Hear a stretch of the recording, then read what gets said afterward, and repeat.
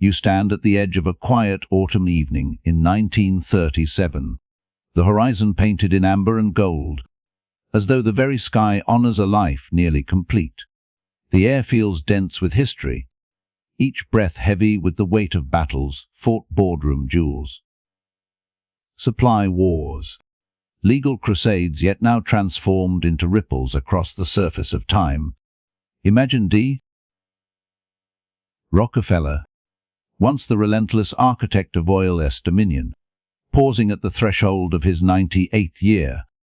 His gaze reaches beyond the fading light to a world shaped by his vision.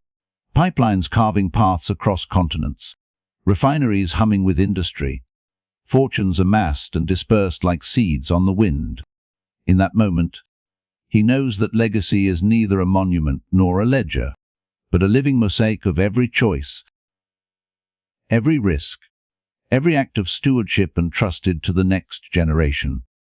Beneath the veneer of silver hair and the impeccable suit lies a mind unbowed by age, still attuned to the pulse of progress. Clarity, once the silent engine of his ascent, hums quietly within him now. He recalls the muddy fields of Titusville, Pennsylvania, where fortune first dripped from the ground like an unwelcome stain, and feels the same thrill of discovery that ignited his relentless pursuit. But time has gifted him perspective. Belief must be tempered by responsibility, ambition softened by purpose. For decades he bent markets to his will. In these final years, he bends his will to something greater, the careful stitching of his legacy into the very fabric of society. It begins with purpose and inner compass honed by hardship and triumph alike. Rockefeller's purpose was never mere accumulation.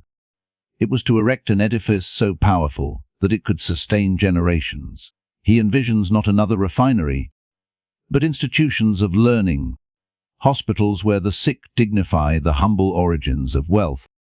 From the Rockefeller Institute for Medical Research to the University of Chicago's hallowed halls, each endowment is a brushstroke on the grand canvas of human advancement. Here lies the truest expression of his conviction that power divorced from philanthropy is a force unmoored, destined to decay in the cold winds of public scorn. And so he moves with exquisite discipline, channeling trillions of dollars in today's terms into the invisible arteries of health, education, and scientific inquiry. His approach mirrors the ruthless efficiency of his business methods. Meticulous committees vet each grant. Data drives every decision, and every dollar demands accountability. Yet the process is imbued with a tenderness born of empathy. Rockefeller understands that money is not an end, but a vehicle, a torch to illuminate corridors darkened by poverty and ignorance. His greatness lies not in his grasp, but in his willingness to release, to transform raw capital into the oxygen of progress.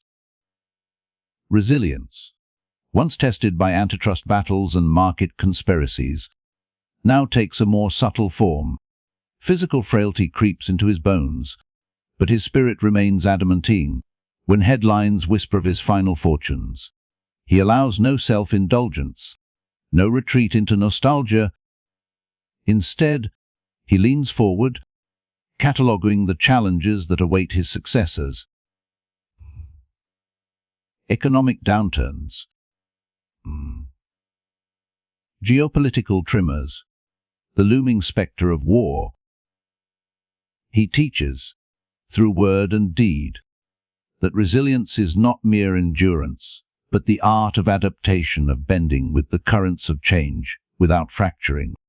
In quiet afternoons, he convenes small gatherings of scholars and public servants, offering kernels of advice distilled from a lifetime of relentless learning. He speaks of vision and vision the world you wish to inhabit. He urges, and then build the scaffolding to support it. He warns of complacency. Even empires carved of black gold erode without vigilant minds steering their course. Yet he tempers his counsel with generosity, recognizing that power dissipates if hoarded, but multiplies when shared. Every speech, Every memo becomes a missive of empowerment, echoing through boardrooms and classrooms alike. Look closely, and you see that Rockefeller's legacy is not a finished sculpture, but an unfolding epic. His name graces grand edifices, yet the true edifice stands in the hearts of those he invigorated: scientists chasing cures, teachers expanding horizons, philanthropists embedding mercy into the machinery of society. He understood that influence is a choir, not a soap, and so he invested in the seeds of leadership, hoping they would flourish in unforeseeable ways. Today, the melody of his impact reverberates in laboratories harnessing insulin, in universities charting galaxies, in suffrage movements demanding dignity for all. Purpose and vision collide in his final testament, a streamlined will, paired of needless clauses, directing the dispersal of his remaining estate over decades. He rejects the trappings of posthumous adulation: no vast mausoleum, no interminable trust to feed bureaucracies. Instead, he opts for flowing endowments that pivot with the world as needs, converting hidden wealth into public good at the precise moment it can do the most harm or good. This act crystallizes his philosophy. Legacy is not static prestige but dynamic service. As twilight descends on his life, Rockefeller contemplates the immutable rhythms of history: the rise and fall of dynasties, the ebb and flow of human ambition. He knows he has played a grand role, yet he holds no illusion of permanence. Empires built on oil will yield to new energies. Knowledge once lost returns from the brink. Generations will pass, and his name may fade. But within the crucible of his final years, he has done something extraordinary. He has woven himself into the living tapestry of humanity, where one day his direct descendants and intellectual heirs will pick up the torch and carry it forward, unaware of the weight it once bore. In the hush before his departure, he gazes upon the company that once bore his name: Standard Oil, reborn into myriad entities, each a testament to market diversity and regulatory balance. He perceives in them the duality of his life's work, the necessity of concentrated vision and the wisdom of distributed strength. Without fanfare, he entrusts their future to leaders he has mentored, men and women forged by the fires of crisis and comfort alike. He departs not as a conqueror, but as a steward passing through a garden whose blooms he tended. And so the narrative arc of John D. Rockefeller's life bends toward its monumental close, not with the triumphant trumpet of conquest, but with the subdued resonance of a bell tolling in gratitude.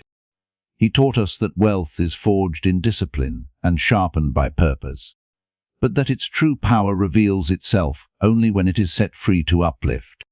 In these final years, he transformed from titan of industry to patriarch of progress, his legacy shifting from ledger lines to lifelines. Feel now a stirring within you, an echo of his conviction, a challenge to seize your own moment with equal clarity and courage. The horizon before you may not shimmer with crude oil, but it offers resources no less potent: ideas, compassion, and the relentless will to act. The question lingers in the dusky air. When your own sunset approaches, how will you shape the world as next chapter? The answer waits, like Rockefeller's last gift, in the transformative power of purposeful action.